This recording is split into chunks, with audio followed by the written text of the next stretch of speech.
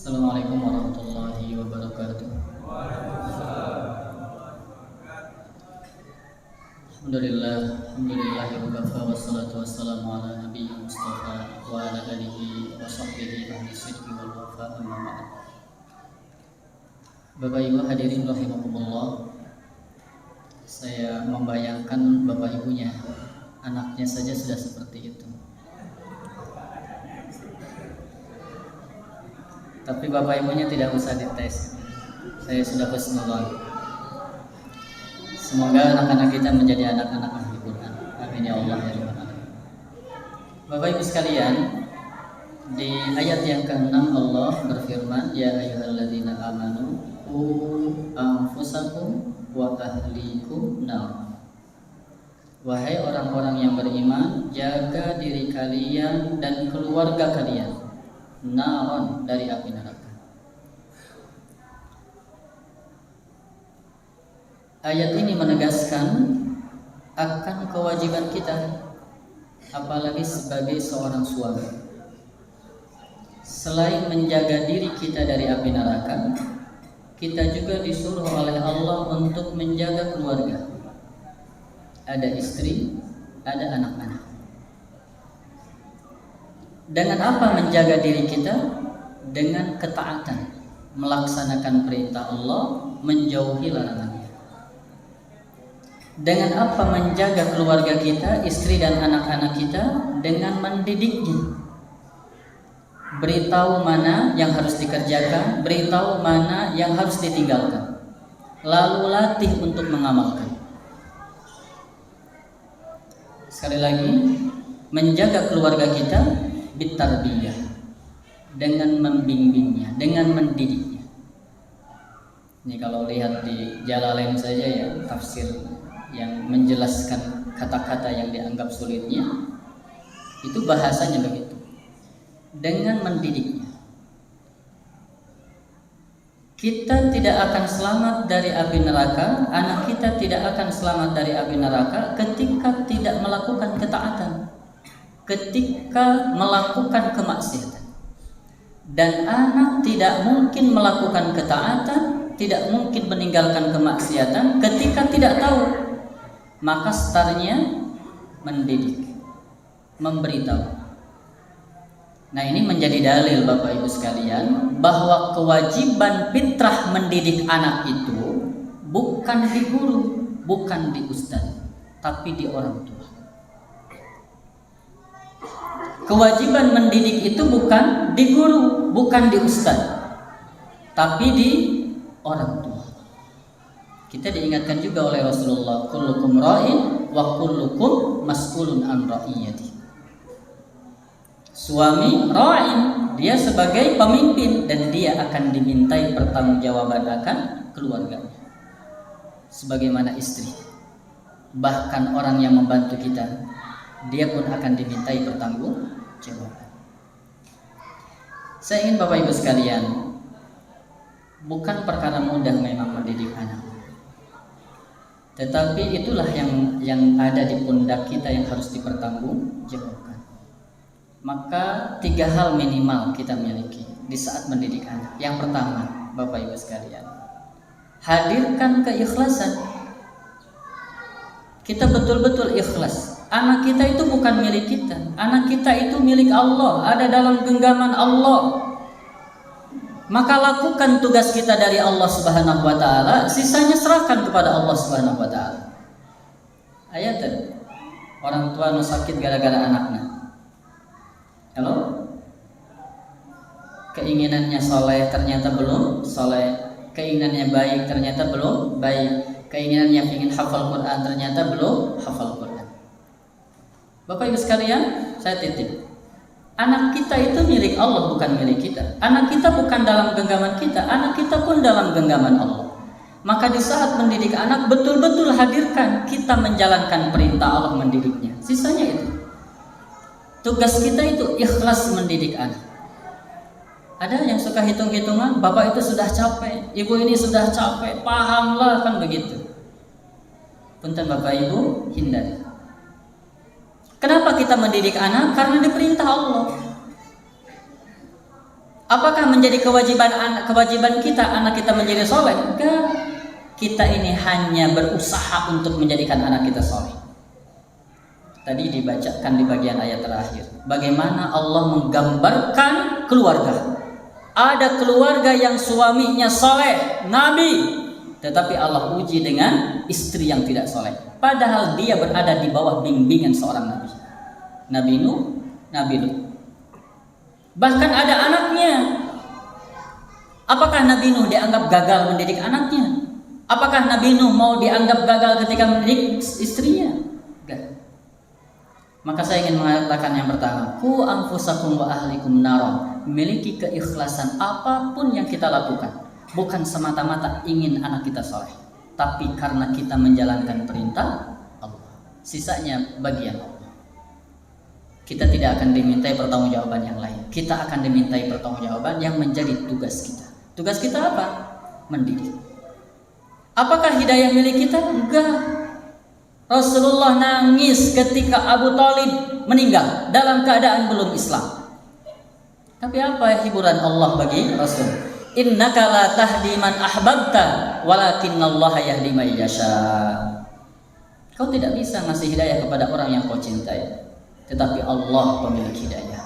Maka Bapak Ibu sing sehat. Kalau kitanya sakit, siapa nanti yang akan mendidik anak-anak kita? Kalau anak kita hari ini belum sholat, kalau anak kita hari ini belum soleh, kalau anak kita belum sesuai dengan keinginan, jangan putus asa. Teruskan melakukan kewajiban kita, enggak usah bagian Allah di pikiran oleh kita. Itu yang pertama. Yang kedua Bapak Ibu sekalian, apa syarat selain ikhlas? Takwa. Biar Allah turun tangan. Wa may yattaqillaha yaj'al lahu makhraja. Wa may yattaqillaha yukaffir anhu sayyi'ah. Wa may yattaqillaha yaj'al lahu min amrihi yusra. Yang akan kita tularkan ke anak itu kebaikan. Bagaimana mungkin kita memberikan kebaikan di saat kita tidak baik? Bagaimana mungkin kita akan menurunkan ketakwaan di saat kita tidak takwa? Ayo, numi warang-warang kali ke masjid, bapak nata azan ke masjid. Halo? Awas ya, anak jangan jadi pelampiasan. Bahwa bapak nata masantren, anaknya digecek sih nama santren. Bahwa bapak nanti ngapalkan Quran, mimpi gitu ya, akhirnya si anak digecek, dipaksa harus hafal Quran. Oke. Kalau ada bayangan yang bengkok, apa yang harus diluruskan? Bendanya. Anak itu bayangan kita. Bagaimana menuntut anak kita soleh sedangkan kitanya tidak dituntut kesolehan kita? Maka yang kedua, ku anfusakum. Bagaimana Bapak bahasa Allah? Ku anfusakum, diri kalian dulu. Wa ahlikum. Jadi modal yang kedua, takwa.